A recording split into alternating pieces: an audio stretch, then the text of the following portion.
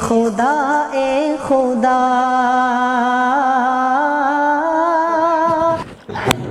رب العالمین والعاقبۃ للمتقین والصلاة والسلام علی سید المرسلین وعلی آلہ واصحابہ اجمعین، اما بعد، اعوذ باللہ من الشیطان الرجیم، بسم اللہ الرحمن الرحیم۔ یا ایھا الرسل کلوا من الطیبات واعملوا صالحا، صدق اللہ مولانا العظیم۔ قال رسول اللہ صلی اللہ علیہ وسلم کما روى الامام البخاری الحلال بین والحرام بین وبینہما مشتبہات، او کما قال رسول اللہ صلی اللہ علیہ وسلم صدق رسولہ النبی الکریم ونحن علی ذلک لمن الشاہدین والشاکرین والحمد للہ رب العالمین۔ میرے محترم دوستوں اور بزرگوں اور بہت سے علماء کرام، اساتین علم و فضل اور مہمانان کرام، اور اسی طرح یہ مسجد کے ذمہ داران حضرات، سب سے پہلے ہم اللہ تبارک و تعالیٰ کا لاکھ لاکھ شکر اور احسان ادا کریں کہ اللہ نے ہم سب کو مبارک دن میں، مبارک گھر میں، مبارک وقت میں، مبارک لوگوں میں اللہ نے ہم کو جمع ہونے کی توفیق عطا فرمائی، کیونکہ اس وقت یہاں بہت بہت مبارک لوگ جمع ہیں، اور شاید ہی کوئی مسجد کو ایسا موقع صورت میں ملتا ہوگا کہ بہت سے علماء کرام یہاں ہیں، تقریباً 25 سے زیادہ علماء کرام یہاں موجود ہیں، اور 200 کے قریب مدرسے کے بچے موجود ہیں، اور وہ مدرسے کے بچے نہیں ہیں، یہ تو ہماری زبان پر مدرسے کا بچہ، حقیقت میں وہ مدینے والے مصطفیٰ کے مہمانان ہیں صلی اللہ علیہ وسلم۔ تو یہ ہمارے لیے بہت مبارک موقع ہے، ہم اللہ کا شکر ادا کریں۔ اور نمبر 2، ہم حاجی جنید جو ٹن والے ہیں، انہوں نے جو بچوں کے لیے ناشتے کا، یہاں آنے کا، جانے کا، دوپہر کے کھانے کا، شام کے ناشتے کا، اور اس کے بعد بچوں کو پریزنٹ دینے کا، اللہ اس جوان کی عمر میں برکت عطا فرمائے۔ اور اسی طرح ہمارے حاجی جنید اورا والا کا بھی بہت شکر ادا کرنا، کیونکہ یہ بچوں کو وہاں کیم کے آگے 40 کلومیٹر سے لانا، لے جانا، اور وہاں بروڈا سے جو بچے آئے ہیں، شاید آپ نے نہیں دیکھا ہوگا، اس میں کچھ بہرے بھی ہے، کچھ گونگے بھی ہے، کچھ نابینا بھی ہے، کچھ بلائنڈ بھی ہے، اور کچھ ہاتھ اور پاؤں سے معذور بھی ہے، کچھ دماغ سے معذور ہے۔ اللہ ہمارے ہدایت بھائی کو، کہاں ہے ہدایت بھائی؟ بہت صورت والوں سے ناراض رہتے ہیں، اللہ ہمارے ہدایت بھائی کو بھی بہت اچھا رکھے، خوش رکھے، اور وہ سب بچوں کو لے کر آئے، تو وہ سارا خرچ جو ہے وہ ہمارے حاجی جنید اورا والا نے برداشت کیا ہے۔ تو یہ دونوں جنید کو دعا کرو کہ اللہ جنید بغدادی بنا دے، بولو آمین، اور اللہ دونوں جنید سے دین اور دنیا دونوں کام میں آگے سے آگے بڑھانے کی کوشش کرے۔ اور بھی میں تمام اپنے ساتھیوں کا شکر ادا کروں گا۔ اس وقت جو میں یہاں پر آیا ہوں، سوچتا ہوں ایک بہت پیاری بات، کیونکہ وقت ہمارے پاس کم، اور امام صاحب کہاں ہیں؟ اور ڈینجر امام ہے، آنے کے ساتھ ہی میرے کو بولے 1:25 اس کے آگے مت بڑھنا، امام صاحب۔ تو میں نے بھی ان کو جب میرے کو چھیڑا تو میں کہا تو نہ چھیڑوں، میں نے کہا کھانا آپ کے گھر پہ، تو ہیں منہ کر کے دیکھ رہے ہیں۔ اللہ ہمارے امام صاحب کی عمر میں بھی برکت عطا فرمائے، آپ سب کو اللہ خوش رکھے۔ خیر میرے پیارو، اس وقت مجھے جو بات کرنا، بہت امپورٹنٹ بات کرنا ہے، کہ آپ نے دیکھا ہوگا بہت بڑے بڑے جلسے ہوتے ہیں، اور اس کا عنوان ہوتا ہے اصلاح معاشرہ، یعنی اس وقت مسلمانوں کو کیا کرنا ہے، اپنے حالات کیسے ہونے چاہیے، ہمارا ایمان مضبوط کیسا ہونا چاہیے۔ تو بہت سوچنے کے بعد ایک بات سمجھ میں آئی کہ ہمارے نبی صلی اللہ علیہ وسلم نے ایک حدیث پاک بتائی ہے، بولو سبحان اللہ، کیونکہ ہمارے نبی صلی اللہ علیہ وسلم کی زبان مبارک سے بڑھ کر اللہ کی قسم کوئی زبان نہیں ہو سکتی۔ ایک چھوٹی سی حدیث، یعنی 1 لائن یا 1.5 لائن کی حدیث ہے، مگر پوری زندگی کا معاملہ حل ہوتا ہے۔ انہوں نے فرمایا، اچھا اس حدیث کو بیان کرنے والے حضرت ابو سعید خدری رضی اللہ تعالیٰ عنہ، بولو کون ہے؟ یعنی اس حدیث کو جو ہمارے تک پہنچا رہے ہیں، جو اصل راوی ہے حضرت ابو سعید خدری رضی اللہ تعالیٰ عنہ، وہ فرماتے میں نے اپنے کانوں سے سنا کہ جناب نبی کریم صلی اللہ علیہ وسلم نے فرمایا 3 کام زندگی میں آ جائے، بولو کتنے کام؟ 3 کام زندگی میں آ جائے، آسان الفاظ میں کہہ دو، دنیا بھی تیرے قدموں میں آ گئی، آخرت بھی تیرے قدموں میں آ گئی۔ صرف 3 کام، جس میں سب سے پہلا کام من اکل طیبہ، من اکل طیبہ، ہمارے گھر میں جو روٹی آتی ہے وہ حلال کی ہونی چاہیے۔ حلال حلال حلال بہت ضروری ہے. حلال جہاں سے کما رہا ہے وہ بھی حلال، جہاں خرچ کر رہا ہے وہ بھی حلال، اور جو گھر میں اپنا روٹی کپڑا مکان جو ہے وہ بھی حلال. یہ بیاج، یہ لون، یہ سود، اور پھر جھوٹ بول کے پیسہ کمانا. تو ہمارے آقا صلی اللہ علیہ وسلم نے 3 باتیں فرمائی. میں پھر 3 باتوں پر آ جاؤں. ہمارے نبی صلی اللہ علیہ وسلم نے فرمایا کہ من اکل طیبہ، کیا روٹی کیسی ہونی چاہیے؟ حلال. اور آپ کو معلوم ہے یہ حکم اللہ نے ہم کو دیا ہے، سب کو دیا ہے کہ دیکھو جب بھی کھانا تو کیسا کھانا. ہم کو اگر کہاں معلوم ہو کہ یہاں حرام کا ہے تو وہاں کھانے مت جاؤ، ورنہ وہ حرام والا جتنا گناہ میں ہے کھانے والا بھی اتنا گنہگار ہو جائے گا. اللہ نے فرمایا یا ایھا الناس کلوا مما فی الارض حلالا طیبا ولا تتبعوا خطوات الشیطان. اللہ تبارک و تعالیٰ فرماتے قیامت تک آنے والے انسانوں جو بھی تم کھاؤ گے حلال اور پاکیزہ. بولو حلال اور، یہ کس کو حکم ہے؟ ہم کو. کیسے کھاؤ گے؟ حلال اور پاکیزہ. اچھا میں کہتا ہوں دنیا میں سب سے اچھی جماعت کون سی، سب سے مبارک جماعت کون سی؟ تو اللہ کی قسم سب سے مبارک جماعت ہے نبیوں کی جماعت ہے. بتاؤ نبیوں کی جماعت سے بڑھ کر کوئی جماعت ہوگی؟ پیغمبروں کی جماعت سے بڑھ کر کوئی جماعت ہوگی؟ لیکن اللہ پیغمبروں کو بھی یہی حکم دے رہے جو ہم کو حکم دے رہے. اللہ فرماتے یا ایھا الرسل کلوا من الطیبات واعملوا صالحا. اللہ فرماتے بے شک میں نے تمہیں پیغمبر بنایا، میں نے تمہیں آسمانوں سے کتاب دی، تم میرے نبی ہو، تم میرے رسول ہو، مگر زمین پر جاؤ تو حلال اور پاکیزہ کھانا. معلوم ہوا حلال اور پاکیزہ کھانا، اور یہ ہمارے اندر بہت بڑی کوتاہی ہے. بولو ہے نا کوتاہی ہے. تو ایک کام تو بولو کیسا کھانے کا؟ حلال پاکیزہ، یعنی اپنے خون پسینے کی کمائی ہونا چاہیے. مانگ مانگ کے کھانے کا، یا لون لینے کا، یا شوق کے مارے میں حرام کام میں اپنے ہاتھ ڈالنے کا کہ بھائی میرے کو یہ بلڈنگ بنانا، میرے کو وہ بنانا، اور یہ اس میں حرام، جھوٹ، غیبت، چغلی. کیا نتیجہ ہوگا اس پر میں آ رہا ہوں انشاءاللہ، لیکن پہلے بولو سب کریں گے انشاءاللہ. کھانا کیسا ہوگا؟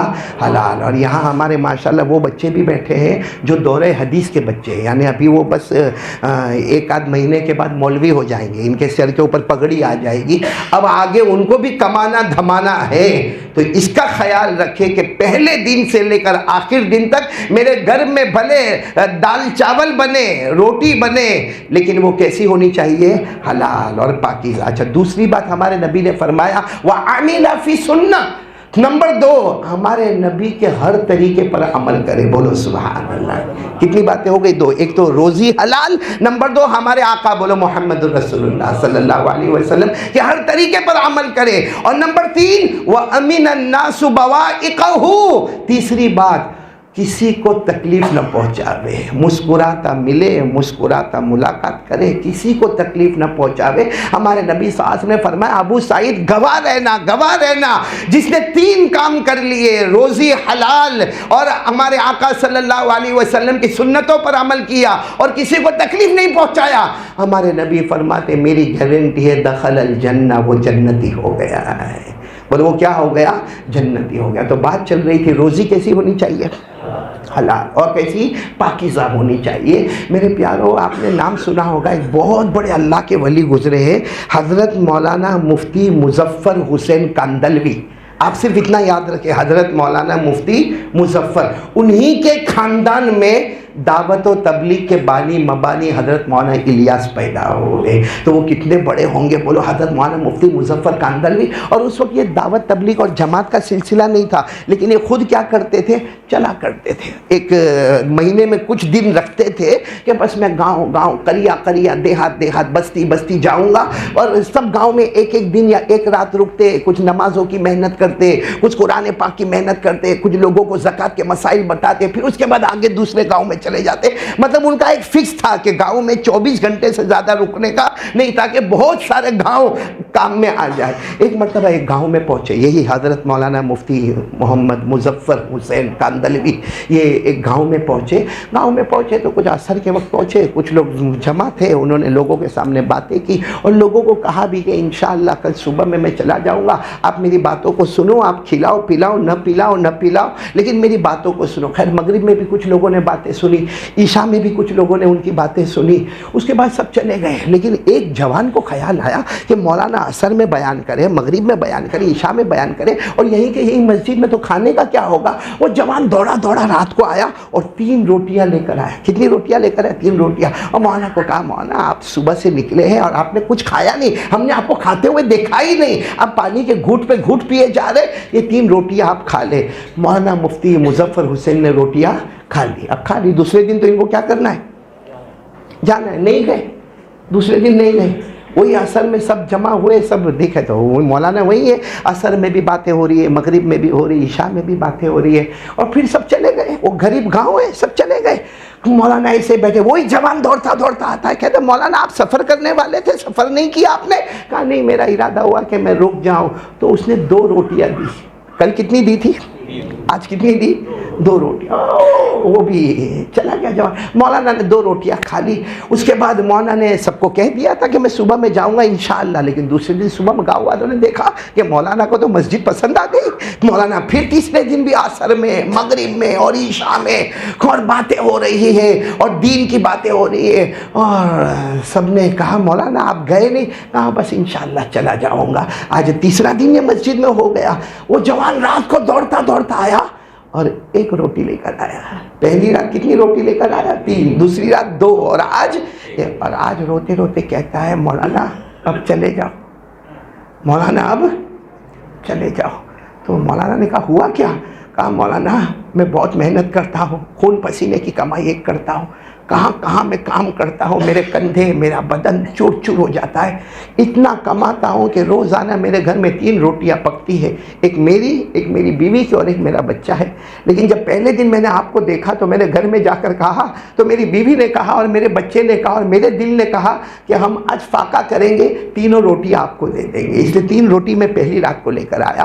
لیکن دوسری رات کو بھی جب میں نے آپ کو دیکھا، میں نے گھر میں گیا تو گھر میں بچے نے کہا نہیں آج میں روٹی نہیں دے سکتا، میں تو بچہ ہوں نا، میرے کو تو جان بچانا ہے۔ تو کہتے میں اور میری بیوی نے قربانی دی اور 2 روٹیاں میں لے کر آپ کے پاس آیا۔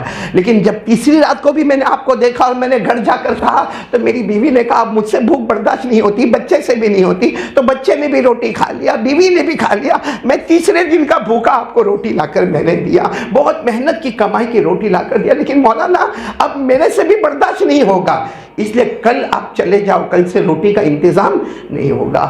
وہ مولانا مفتی مظفر حسین نے اس جوان کو گلے لگایا، بہت روئے، کہا تیری یہ حال، میں وہی سوچ رہا تھا کہ کیا ہے یہ مسجد میں، کیا ہے، میں سمجھ رہا تھا کہ مسجد میں کچھ ہے، اب پتہ چلا مسجد میں کچھ نہیں ہے، تیری روٹی میں سارا کمال ہے۔ تو جوان نے کہا کیا کمال دیکھا؟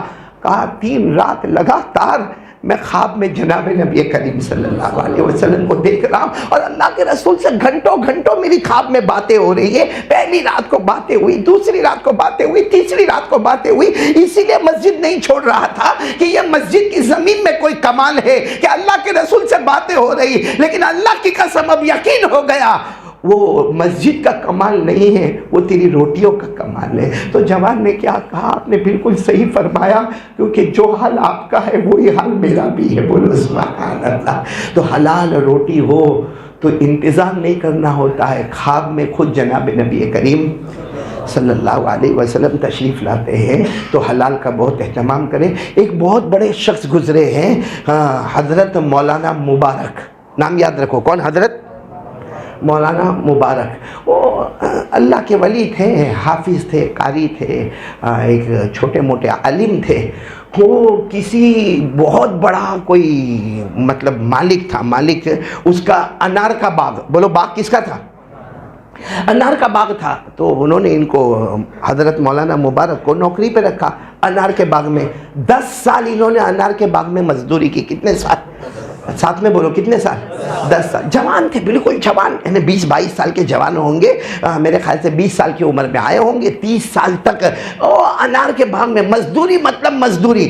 ایک دن وہ مالک آیا، ایک دن کون آیا؟ وہ مالک آیا. مالک آ کر کہتا ہے مبارک کتنے سال ہو گئے آپ کو؟ کہا 10 سال ہو گئے. کہا چلو یہ باغ میں سے ایسا انار لاؤ. انار سمجھتے ہو نا آپ لوگ؟ پوموگرینیٹ کیا بولتے؟ داڑم. انار ایسا لاؤ اور اس کا جوس نکالو اور میٹھا ہونا چاہیے. تو یہ گئے جا کے کچھ انار لیا اور اس کا جوس نکالا, لا کر دیا تو ایک دم کھٹا. مالک غصے ہو گیا, کھٹا جوس پلاتے ہو مالک کو؟ 10 سال ہمارے باغ میں مزدوری کی, آج پہلی مرتبہ میں باغ میں تم سے انار کا جوس مانگ رہا ہوں, کھٹا پلا رہے ہو, جاؤ اچھا والا لے کر آؤ.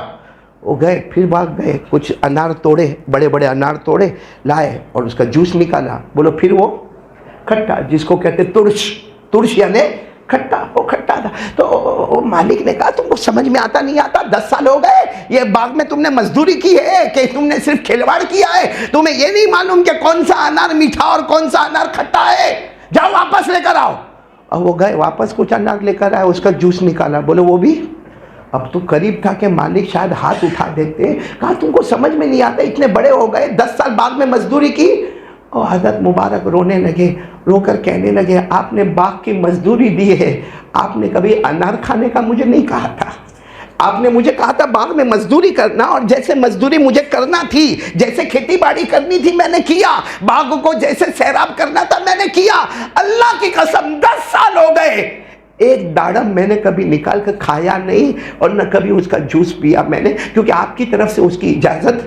بس وہ مالک کو اتنی خوشی ہوئی, کہا معاف کر دے, تو اتنا پیارا, آج سے تو یہ باغ میں نہیں رہے گا, آج سے تو میرے محل میں رہے گا. باغ سے کہاں پہنچ گئے بولو؟ اب محل میں. اب 30 سال ان کی عمر ہو گئی, تقریباً 30-31 سال. اب وہ فکر میں, ایک دن وہ مالک بہت فکر میں بیٹھے, تو یہ حضرت مبارک گئے.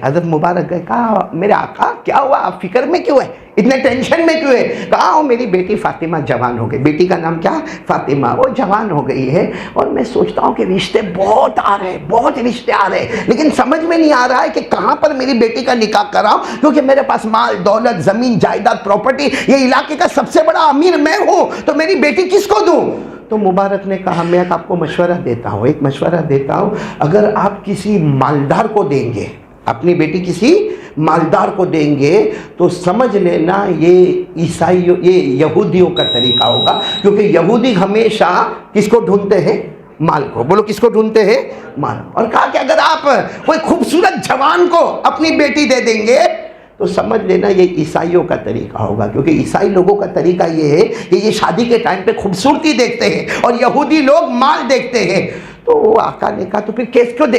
کہا کسی اچھے عالم کو دے دو, کسی اچھے مسلمان کو دے دو, کیونکہ وہ محمد کا طریقہ ہے. بولو صلی اللہ علیہ وسلم. مال کو دیکھ کر نکاح کروانا یہ یہودیوں کا طریقہ, خوبصورتی کو دیکھ کر نکاح کروانا عیسائیوں کا طریقہ, اور شریعت کو دیکھ کر نکاح کروانا یہ محمد صلی اللہ علیہ وسلم کا طریقہ. تو یہ گئے, اپنے گھر میں گئے, اور تھوڑی دیر کے بعد آئے. کہا میری بیوی بیٹی دونوں سے مشورہ ہو گیا, میری بیٹی کا نکاح تمہیں سے ہونے والا ہے, تم سے ہی ہونے والا. چنانچہ حضرت مبارک سے وہ بیٹی فاطمہ کا نکاح ہوا, اور اس سے جو لڑکے پیدا ہوئے, اللہ کی قسم اتنے بڑے حدیث کے امام بنے ہیں کہ لوگ کہتے تھے کسی کو کوئی حدیث لینا ہو تو اس کے پاس چلے جاؤ. ان کے لڑکے کا نام ہے حضرت عبداللہ بن مبارک. بولو کیا نام ہے؟ حضرت عبداللہ بن مبارک. اور حضرت عبداللہ ابن مبارک جو بچہ پیدا ہوا, ایسی شان والا, ایسے مقام والا, ایسی منقبت والا کہ ایک مرتبہ ہارون رشید, بولو کون؟ ہارون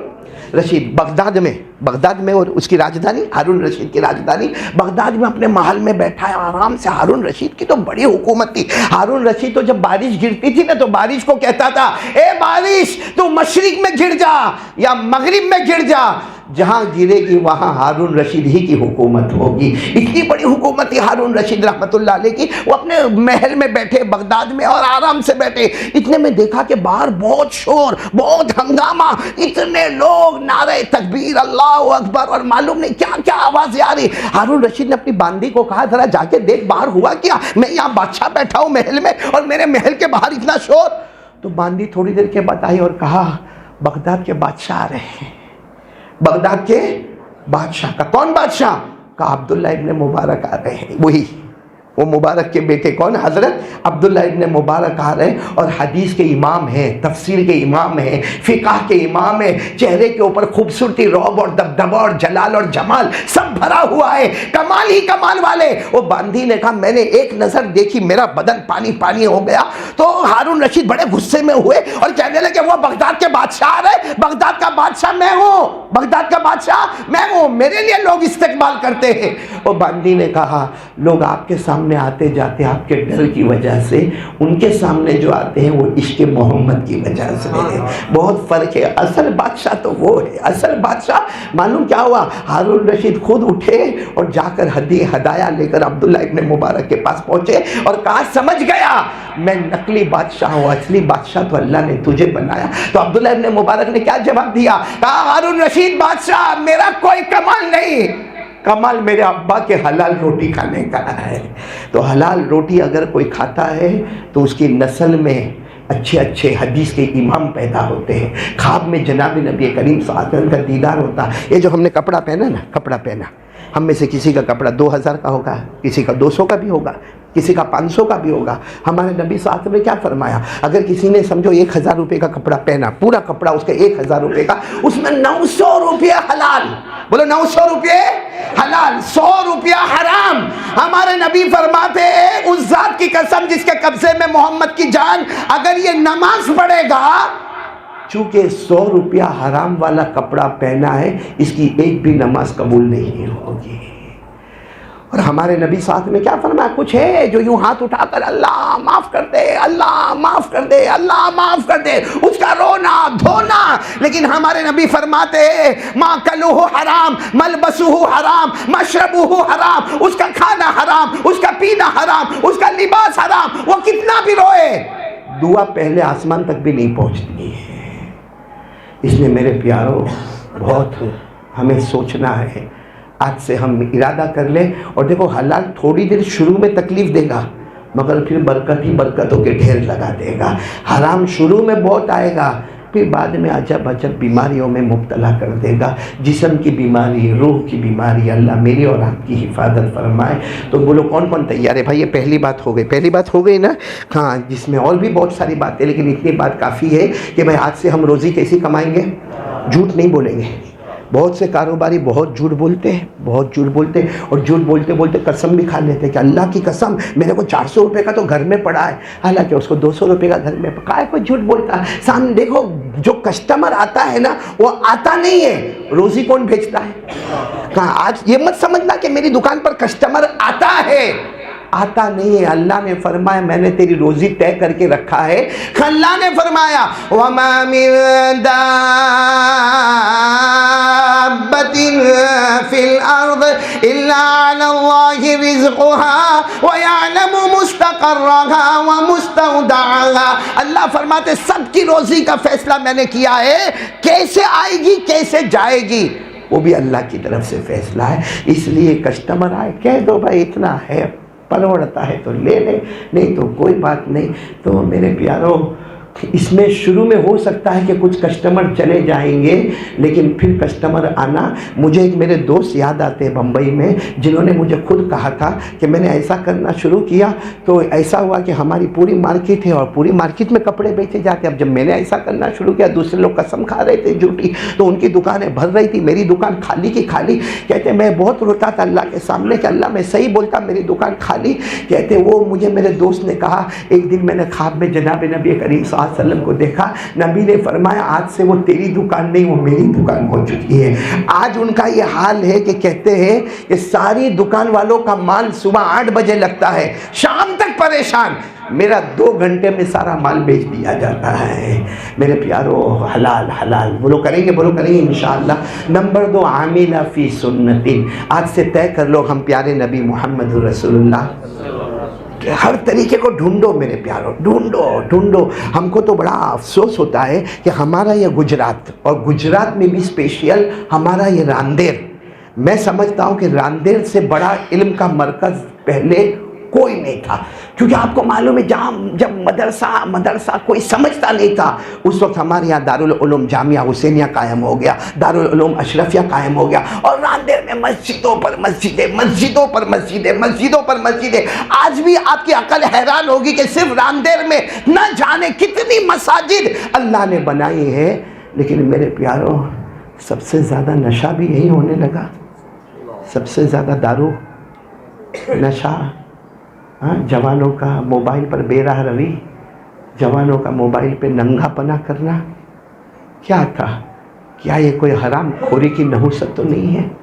کہ آج اللہ نے ہم کو اتنا برباد اور تباہ کر دیا؟ اس لیے میرے پیاروں آ جاؤ۔ ہاں ہمارے یہاں کوئی ناراض ہوتا ہے نا، ہمارا شیخ ناراض ہو جاوے یا کبھی ہمارا استاد ناراض ہو جائے، نکل جا، سامنے والا نہیں حضرت معافی نہیں، نکال دیتا اس کو، اور کتنے دن کے لیے نکالے گا؟ کبھی 1 مہینہ، کبھی 2 مہینہ، کبھی 3 مہینہ، پھر معافی میرے دوستو یہ دنیا والے سیٹھوں کا اور بڑوں کا معاملہ۔ اللہ کیا فرماتے؟ میرا بندہ گناہ ہوا، اللہ یہ نہیں کہتے نکل جا، اللہ کہتے آ جا، ایک بار میرے سامنے رو لینا، ایک بار رو لے۔ اور جب وہ روتا ہے اس کا آنسو یہاں پہ نکلتا ہے نا، اور یہ گال پر آتا ہے، اللہ فرشتوں کو کہتا ہے دیکھو میرے ڈر سے روتا ہے، تم گواہ رہو میں نے اس کے سب گناہوں کو معاف کر دیا ہے۔ اللہ نے فرمایا امن یجیب المضطر اذا دعا ویکشف السوء ویجعلکم خلفاء الارض االہ مع اللہ۔ اللہ تبارک و تعالیٰ فرماتے پریشان ہے گنہگار آنا۔ دوسرا آدمی جب ناراض ہوتا ہے تو کہتا ہے جھا، اللہ ناراض ہوتے تو کہتے ہیں دوسرا کہتا ہے تیرا چہرہ مت دکھانا، اللہ کہتا ہے تیرے آنکھ کا آنسو بتا دے، تیرے سب گناہوں کو معاف کر دوں گا۔ تو ہم سب لوگ طے کریں اللہ سے معافی مانگنے کا، اور آج سے نبی پاک بولو محمد الرسول اللہ۔ امام مالک رحمۃ اللہ علیہ نے بہت پیارا جملہ کہا ہے کہ آپ کو معلوم ہے حضرت نوح علیہ السلام کے زمانے میں عذاب آیا؟ بولو عذاب آیا تھا نا، کس کا عذاب آیا تھا؟ طوفان، پانی، چاروں طرف سے پانی۔ اللہ نے فرمایا حتی اذا جاء امرنا وفارت النور، اللہ نے فرمایا میں نے اپنا عذاب بھیجا، اور زمین اور پہاڑ اور آسمان اور دریا اور سمندر سب جگہ سے پانی آیا، لیکن آپ کو معلوم ہے جو حضرت نوح علیہ السلام کی کشتی میں بیٹھ گیا وہ بچ گیا، اور جو نہیں بیٹھا، بیٹا نہیں بیٹھا، حضرت نوح علیہ السلام نے اپنے بیٹے کو کہا بھی کہ آجا ارکب معنا، آجا ہماری کشتی میں بیٹھ جا، تو بیٹے نے کہا کشتی وشتی میں نہیں بیٹھنا، پہاڑ کی چوٹی پر جاؤں گا۔ بولو کہاں جاؤں گا؟ بیٹے نے کیا کہا؟ حضرت نوح علیہ السلام کا سگا بیٹا کہتا پہاڑ کی چوٹی پر جاؤں گا۔ قال سآوی الی جبل یعصمنی من الماء، کہا میں تم کشتی میں کیا بٹھاتے ہو، میں پہاڑ کی چوٹی پر جاؤں گا، وہاں تک تھوڑی پانی آئے گا۔ اللہ نے فرمایا بیٹھ جاتا تو بچا لیتا، پہاڑ کی چوٹی کو بھی ڈبا کے رکھ دوں گا۔ اللہ نے فرمایا قال لا عاصم اليوم من امر اللہ الا من رحم وحال بینہما الموج فکان من المغرقین۔ ایسا طوفان پہاڑ پہ گیا، پہاڑ سے ٹکرائے، اس کا کیما ہو گیا، کچھ پتہ بھی نہ چلا میرے پیارو۔ تو حضرت نوح علیہ السلام کی کشتی میں جو بیٹھا وہ بچ گیا، اور جو باہر تھا وہ برباد ہو گیا۔ امام مالک رحمۃ اللہ علیہ کہتے ہیں میں نے پوری زندگی میں حضرت نوح کی کشتی کو سمجھ گیا کہ جس نے مصطفیٰ کا دامن تھاما سمجھو حضرت نوح کی کشتی میں بیٹھ گیا، جس نے مصطفیٰ کا دامن تھاما اس نے حضرت نوح کی کشتی میں بیٹھ گیا، اور دنیا میں بھی بچ گیا، آخرت میں بھی بچ گیا۔ اور جس نے مصطفیٰ کے دامن کو توڑا سمجھو نوح علیہ السلام کے بیٹے کی طرف پہاڑ کی طرف جانے لگا، اللہ نے کچل کر برباد اور تباہ کر دیا۔ اتنا برباد اور تباہ کیا آپ کو معلوم ہے کہ حضرت نوح علیہ السلام کو پتہ چلا بیٹا بولو مر گیا۔ حضرت نوح علیہ السلام روئے، اللہ میرا بیٹا۔ اللہ نے کیا فرمایا؟ جو میرا نہیں ہوگا وہ تیرا کبھی بھی نہیں ہوگا۔ اللہ نے کیا فرمایا؟ قال یا نوح انہو لیس من اہلک انہو عمل غیر صالح۔ معلوم ہوا کہ بیٹا بھی باپ کا وہی ہوتا ہے جو نبی کا فرما بردار ہوتا ہے، جو بیٹا نبی کا نہیں وہ اللہ کی قسم ماں باپ کا کبھی بھی نہیں ہو سکتا. اس لیے میرے پیارو یہ دوسرا کام بولو کریں گے نا, سنت پہ عمل کریں گے انشاءاللہ. اور نمبر 3 آخری بات, امن الناس بوائقہ, کسی کو ہم تکلیف نہ پہنچائے. اور آج ہم لوگ جو تکلیف پہنچاتے ہیں نا, اللہ معاف کرے. ہو گئے امام صاحب 1:25 ہو گئے؟ کتنی دیر باقی 1:25 کو ہو گئے؟ تو بس اتنی بات سن لو, آج سے ہم ارادہ کرو کسی کو تکلیف نہیں پہنچائیں گے. بولو کسی کو تکلیف نہیں پہنچائیں گے. دیکھو ایک سوال, ہمارے نبی صلی اللہ علیہ وسلم کو کسی نے پوچھا سب سے اچھا مسلمان کون, سب سے اچھا مسلمان کون؟ بھائی میرے کو کوئی پوچھے سب سے اچھا مسلمان کون, میں نے کہا 5 وقت نماز پڑھے, ہاں قرآن صحیح کرے, ہاں زکات دے.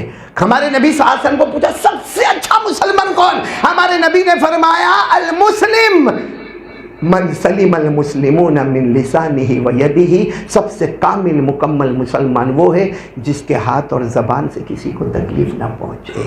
اور ایک بات سمجھو, غصہ نہیں, بولو غصہ, شیطان کا سب سے بڑا زور کیا ہوتا ہے, میں نے بولو نا کیا ہوتا ہے, وہ غصے میں آدمی کیا کرتا ہے اس کو پتہ بھی نہیں ہوتا, بہت خطرناک ہوتا ہے. اسی لیے دیکھو اللہ نے کسی کے بارے میں کہا کہ اس سے دشمنی کرو. ارے بولو اللہ نے کہا, نہیں بولو نا, اللہ نے کہا کہ اسے دشمنی کرو. لیکن جب شیطان کا ذکر آتا ہے اللہ کہتے اس کو دشمن بنا دو, کیونکہ اس کو دشمن بنائے گا تو تیرا ایمان بچے گا, اس کو دوست بنائے گا تو تیرا ایمان موت سے پہلے نکل جائے گا. اللہ نے فرمایا ان الشیطان لکم عدو فاتخذوہ عدوا, اللہ کہتے وہ تمہارا دشمن ہے, اس کو دشمن بناؤ. تو میرے پیارو یہ سب چیزوں پہ عمل کریں گے, تینوں چیز پہ عمل کریں گے. نمبر 1 روٹی کیسی, نمبر 2 سنت پہ عمل, نمبر 3 کسی کو تکلیف اپنے ہاتھ اور زبان سے, اور غصے میں کچھ کسی کو غصہ کے بارے میں کہہ رہا تھا. آدمی کیا سمجھتا ہے معلوم, غصہ ہوتا ہے میں ہوں, ارے بولو نا میں ہوں, میں نے سامنے والے کو ڈانٹا میں ہوں. ہمارے نبی نے فرمایا بہادر وہ نہیں جو غصہ کرے, بہادر وہ ہے جو غصے کے وقت غصے کو پی جائے, سامنے والے کو معاف کر دے, اس کے صدقے میں اللہ ہمارے سب گناہوں کو معاف کر دے گا.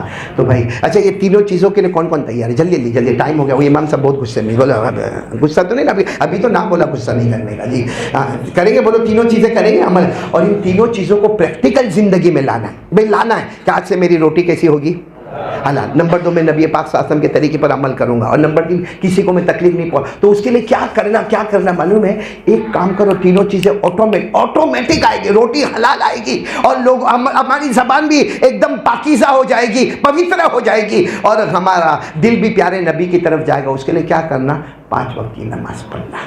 یہ نمازوں کو شروع کرو, اس میں اللہ نے وہ خزانہ رکھا ہے. نماز پڑھتا جائے گا روزی حلال دیتا جاؤں گا, بولو سبحان. نماز پڑھتا جائے گا دل میں عشق مصطفیٰ لاؤں گا, بولو سبحان اللہ. اور نماز پڑھتا جائے گا تیری زبان میں مٹھاس لے کر آؤں گا. تو کریں گے سب نماز 5 وقت کی پڑھیں گے. میں پھر ایک مرتبہ تمام کا شکریہ, اور خاص کر کے ہمارے جو بچے آئے ہیں مدرسے سے, مہمانان رسول جو آئے, ان کا بھی بہت شکریہ. اساتذہ کرام کا شکریہ, محتمیم صاحب مولانا مجیب اللہ صاحب کا شکریہ, اور ہمارے مدرسے کے شیخ الحدیث مولانا عارف صاحب بھی آئے. لیکن میں نے سوچا کہ یہاں ان کو رکھنا, کیونکہ وہ اللہ کا ولی آدمی, تو میں نے ان کو دوسری مسجد میں بیان کے لیے بھیجا ہے. اللہ ان کو بھی جزائے خیر عطا فرماوے. اور ماشاءاللہ آپ سبوں نے بہت غور سے سنا. یہ مسجد والوں کا بھی بہت بہت شکریہ, امام صاحب کا, مؤذن صاحب کا, متولیان کا. اللہ تعالیٰ سب کے جائز مقاصد پورے فرمائے. آج جنید دورہ والا آپ کا بھی شکریہ. کیا دعا مانگو, میرے کو معلوم ہے اس کو کیا دعا چاہیے. اللہ تعالیٰ سب کو عمل کی توفیق عطا فرمائے.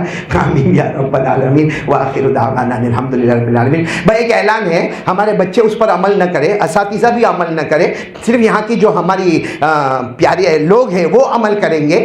یہ کارڈ ملے گا ابھی مسجد کے باہر کارڈ. بچے نہیں لیں گے, اساتذہ نہیں لیں گے, کیونکہ ان کو بائی ہاتھ ہے, ان کو زبانی ہے. کیوں کارڈ کو ویسٹ کریں گے. آج کون سا دن ہے, عصر کی نماز کے بعد 80 مرتبہ درود پڑھنا ہے. کون تیار ہے, کون سا درود پڑھنا ہے؟ اللہم صلی علی محمد النبی الامی وعلی آلہ وسلم تسلیما.